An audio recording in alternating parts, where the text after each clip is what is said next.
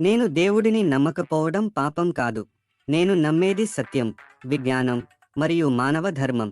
చాలామంది నన్ను అడుగుతారు, భగత్ సింగ్, నీ ధైర్యం ఎక్కడి నుండి వస్తుంది? నేను చెబుతాను, అది నా ఆలోచనల నుండి వస్తుంది.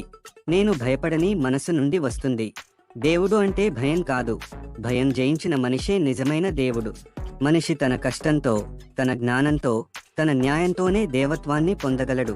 నేను నాస్తికుడిని, కానీ నా హృదయంలో ప్రేమ ఉంది, న్యాయం ఉంది, సత్యం పట్ల అంకిత భావం ఉంది. దేవుడిని కాదు, నేను మానవత్వాన్ని నమ్ముతున్నాను.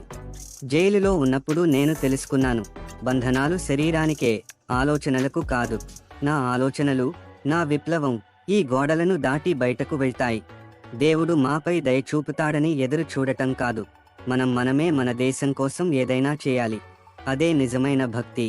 నా నాస్తికత్వం తిరుగుబాటు కాదు, అది చైతన్యం, అది మనసు స్వేచ్ఛ, అది ఆలోచనల విప్లవం. ఒకరోజు యువత ఈ ఆలోచనను అర్థం చేసుకుంటుంది. అప్పుడు భయం కంటే ధైర్యం, నమ్మకం కంటే న్యాయం, మతం కంటే మానవత్వం ముందు వస్తాయి. అదే రోజు మన భారతం నిజమైన స్వాతంత్ర్యాన్ని పొందుతుంది.